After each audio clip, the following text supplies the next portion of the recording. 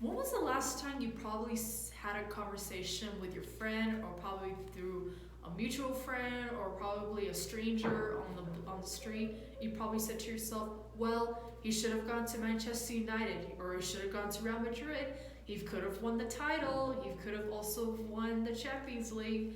Well, that's every other typical sports conversation that you would have on a daily basis.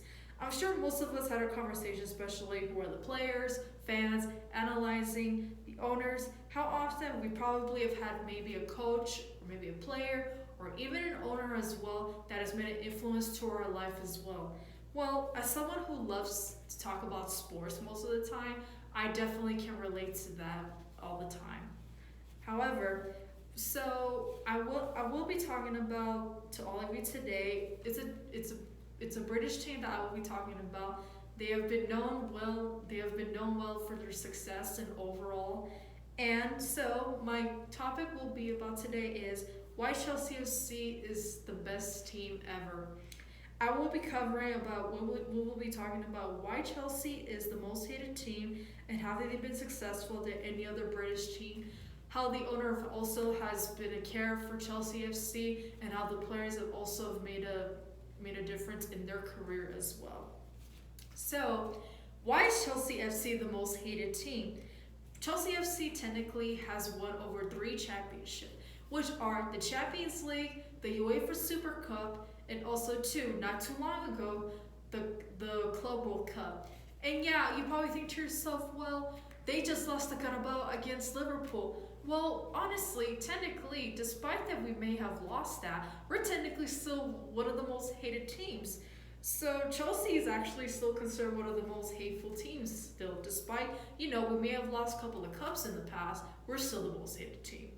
However, Chelsea is still considered the most hateful team. The media and players, even the owners, have been in controversial situations of how they have been winning in order to how they have been winning also too, been questioned about their success overall. According to First Sports said, a low-key club in the initial years of 2000, Chelsea has grown into a statue of the last decade that the owner's arrogance and flamboyance is the main reason behind Chelsea's main success and also too to be the most hated team overall. Now you think to yourself, well, what does that have to do again with being the most hated team? Despite that there's other teams such as Manchester United and Tottenham and Manchester City, technically we're still the most hated team. So now you know a little bit of background about why Chelsea FC is one of the most hated teams.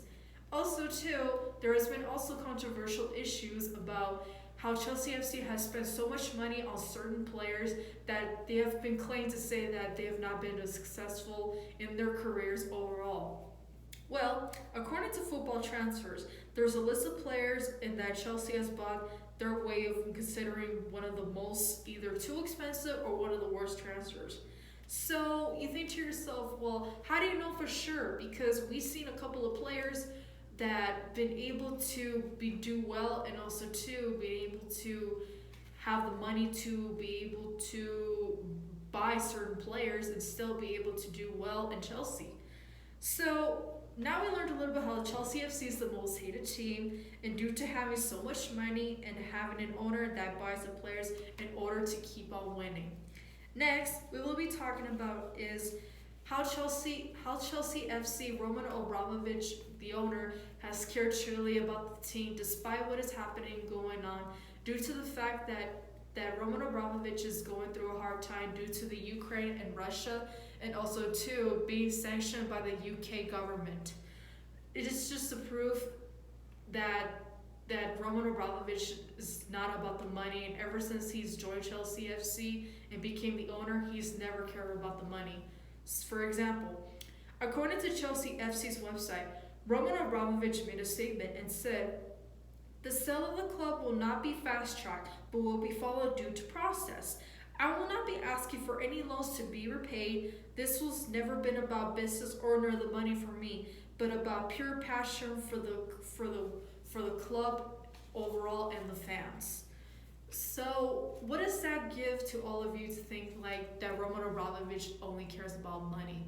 What makes you think that Roman Abramovich doesn't care about the players? For example, there has been multiple old ex-players from Chelsea FC that have made a comment about this current situation that the team is going on right now, due to the fact again that Roman Abramovich is under major trouble because the UK has sanctioned him to the point that he has a choice whether or not he wants to sell the club, which he has finalized and made the choice that he wants to sell the team.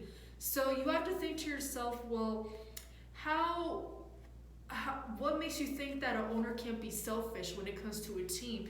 Because if Roman Abramovich really was selfish, he would have sold the team right away. So you have to think about that to yourself when it comes to a team, regardless whether it's Chelsea FC or any other team, that an owner wants what is best for the team and for the fans and for the players overall. So now you know a little bit more about background about how Roman Abramovich has truly cared so much about Chelsea FC overall. So next, we will be talking a little bit about how players have been able to prove better once they moved to Chelsea FC, and also too a little bit about how players besides also Chelsea has been able to make an impact to be able to accomplish their dreams, to be able to win a couple of the titles before they retire. For example, look at Thiago Silva's biography. And according to FIFA, those who do not know this, he used to play for Paris Saint-Germain PSG. And before he joined Chelsea FC in 2020, he actually played for Paris Saint-Germain for, I want to say, about 4 to 6 years.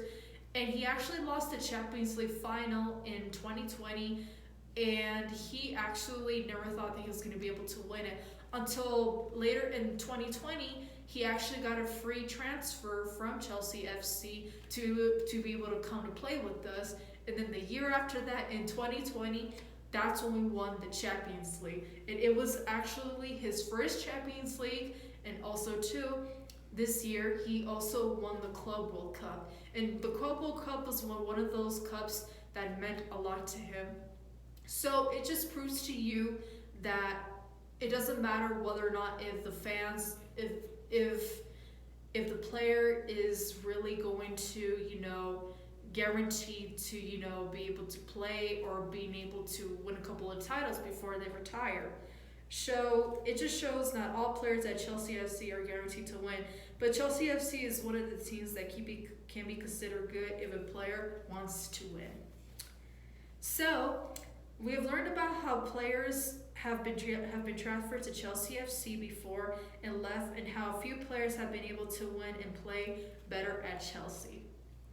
So we now understand why Chelsea FC is still considered one of the best few teams, and shall continue to do so. Despite what is happening with the team, maybe one of the few teams still considered one of the best. And also too, just because a team is considered rich, that doesn't mean they're guaranteed to win. There's so many teams, for example, that are an example that they can be the most richest, but they also too, they're not guaranteed to win every single title. So maybe the next time you think about Chelsea or other teams, think to yourself, are they going for the win, or are they just going for the money?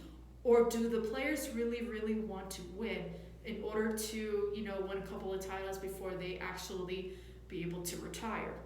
We may dislike a sports team, but there is a reason though we may not understand or too sure about. But a rich team, again, tends to not always win all the time. So I hope you enjoyed my presentation, and thank you so much.